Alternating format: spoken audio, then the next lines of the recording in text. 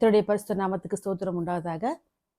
இன்னைக்கு நம்ம பார்க்க போறதான அடுத்த ஒரு பைபிள்ல இருக்கிறதான ஒரு இம்பார்ட்டன்ட் கேரக்டர், ரொம்ப ஸ்ட்ராங்காகவும் ஃபெய்த்லேயும் இருந்ததான ஒரு மனுஷன், நம்மளுடைய முற்பிதாக்களில் ஒருத்தரான யோபுவை பற்றி தான் நம்ம இன்னைக்கு பார்க்க போறோம்.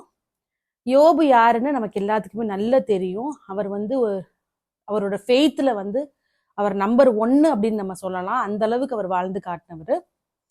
நமக்கு தெரியும் யோபு 1800 பிசில இருந்து 2000 பிசிக்குள்ள வாழ்ந்ததாக சொல்லப்படுறாரு.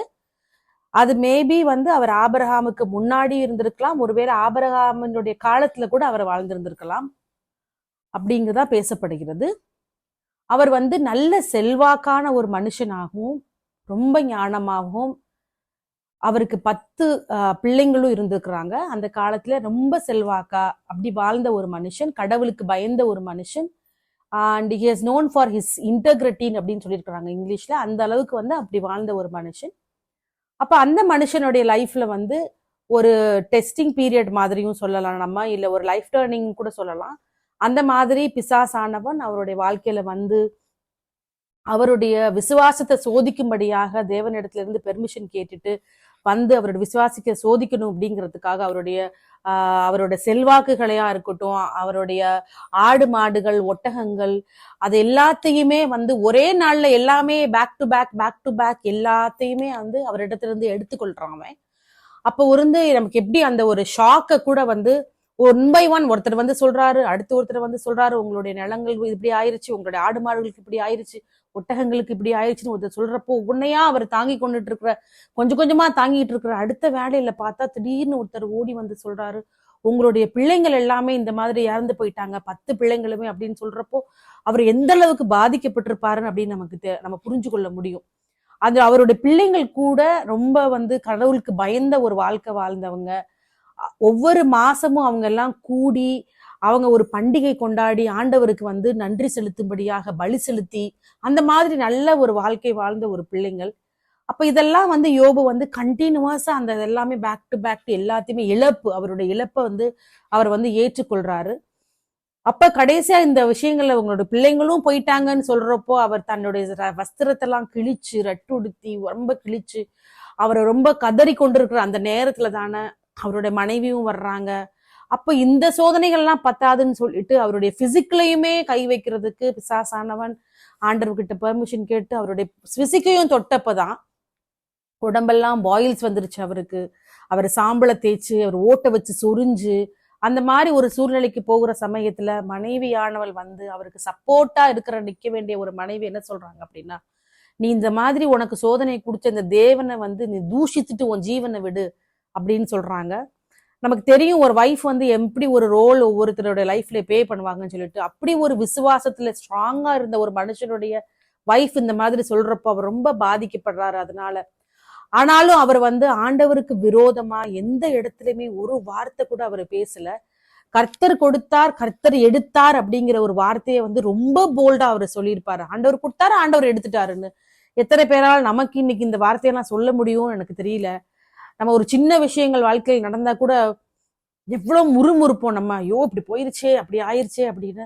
ஆனா அவர் பதறி பேசாதபடிக்கு ஆண்டவர் கொடுத்தாரு ஆண்டவர் எடுத்தாரு அப்படின்னு ஆண்டவருக்கு ஸ்தோத்திரம் அப்படின்னு சொல்றாரு. அந்த மாதிரி ஒரு மனுஷனை நம்ம பார்க்கலாம். அவர் அவரோட ஃபெய்த்ல ரொம்ப ஸ்ட்ராங்கா ரொம்ப போல்டா இருந்த ஒரு மனுஷனாக இருக்கிறாரு. அதுக்கப்புறம் அவருடைய நண்பர்கள் வர்றாங்க, 3 நண்பர்கள் வர்றாங்க வரிசையா. அவர்கிட்ட சொல்றாங்க, இந்த மாதிரி உனக்கு நீ இது செஞ்சிருப்ப, நீ அது செஞ்சிருப்ப, அதனாலதான் உனக்கு இவ்வளவு பெரிய கஷ்டங்கள் வந்துருச்சு, இழப்புகள் வந்துருச்சுன்னு சொல்லி அவருடைய விசுவாசத்தை இன்னும் டவுன் பண்ணக்கூடியதாக, அவரை இன்னும் பாதிக்கப்பட வைக்கிறமான வார்த்தைகள் எல்லாம் பேசுறாங்க. நீ எவ்வளவு பெரிய பாவம் பண்ணியிருந்தா உனக்கு இவ்வளவு பெரிய தண்டனை வந்திருக்கும், அந்த மாதிரி எல்லாம் சொல்றாங்க. அப்ப கூட அவர் ஆண்டவர் நமக்கு பாவத்துக்கு தண்டனைகளை கொடுக்குற ஆண்டவருக்கு நம்ம ஆண்டவர் கிடையாது, நம்ம இரக்கமுள்ள தேவன் அவங்களையும் புரிய வைக்கிறாரு யோபு.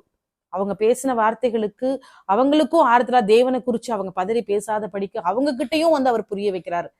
அப்ப ஆண்டவர் மேல அவ்வளவு அன்பு இருந்தா, ஒரு விசுவாசம் இருந்தா, நம்பிக்கை இருந்திருந்தா, என் தேவன் கொடுக்கிறாரோ திருப்பி கொடுப்பாரா கொடுக்காதா, வாழ போறாரா சாக போறாரா எந்த எதுவுமே அவருக்கு தெரியாது. ஆனாலும் ஆண்டவர் என்னோட என்ன செஞ்சாலும் நான் அதை ஏற்றுக்கிற சூழ்நிலையில அவர் இருந்திருக்காரு. அதே மாதிரி அவர் ஏற்றுக்கொண்டாரு.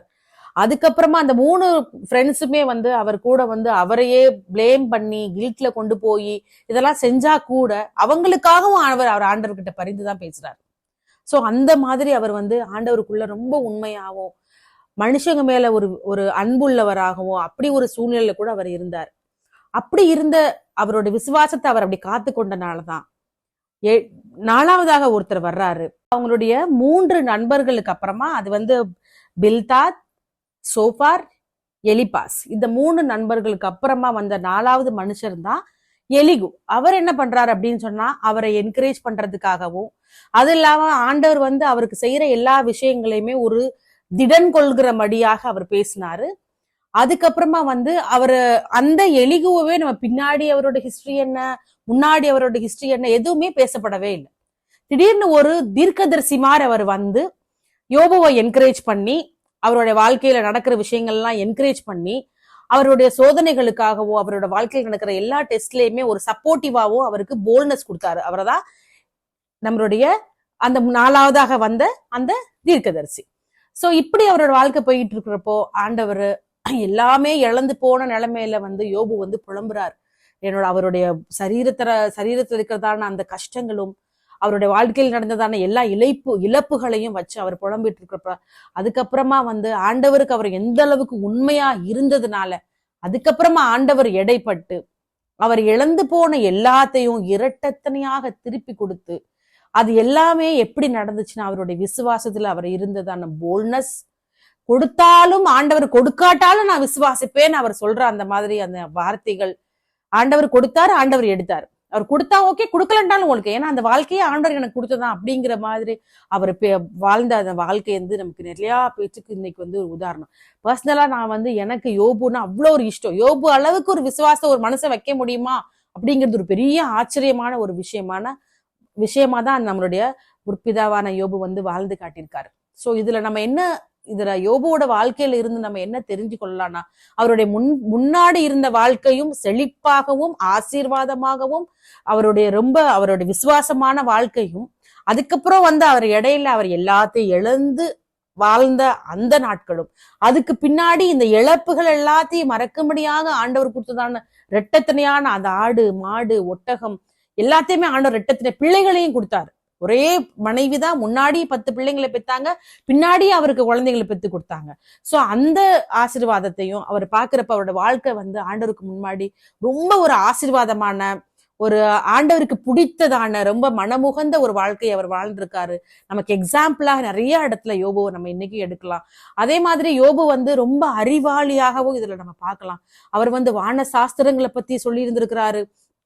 அவர் வந்து நிறைய அவருடைய ஈவன் வந்து இஜிப்சியன் அந்த நம்மளுடைய பிரமிடுகள் எல்லாம் வந்து கட்டப்படுகிறதுக்கான யோசனைகள் கூட அந்த காலத்துல வந்து யோபுதான் கொடுத்தாருங்கிற மாதிரி பேசப்படுகிறது. அதுக்கப்புறம் வந்து லிவியத்தான பத்தி அவர் வந்து யோபு வந்து பேசியிருக்காரு. சோ வந்து இந்த மாதிரி நிறைய அறிவாளியான ஒரு பிதாவாக கூட நம்ம யோபு வந்து பார்க்கலாம். ஆனா இப்படி இருக்கிற ஒரு மனுஷன் வந்து சோதனையின் காலத்துல ஒரு வார்த்தை தவறி பேசாதபடிக்கு பதறி பேசாதபடிக்கு அவர் இருந்தது வந்து உண்மையிலே வந்து ஒரு சாட்சியான ஒரு வாழ்க்கை. நம்ம ஈஸியா சொல்லிடலாம், எத்தனையோ பேர் வந்து ஜோபுன்னு பேர் வச்சிருக்கிறாங்க, இப்படிலாம் நம்ம வந்து ஈஸியா பேசலாம். பட் அவரோட வாழ்க்கை வந்து நமக்கு ரொம்ப இம்பார்ட்டன்டான ரொம்ப எடுத்துக்காட்டான எக்ஸாம்பிளான ஒரு வாழ்க்கையாக இருக்கிறது. நம்மளும் வந்து யோபுவை வச்சு அவருடைய கேரக்டரை வச்சு என்கரேஜ் ஆகி நம்ம இன்னும் விசுவாசத்துல வளரணும்னு சொல்லி நான் ஒருத்தரை என்கரேஜ் பண்ணி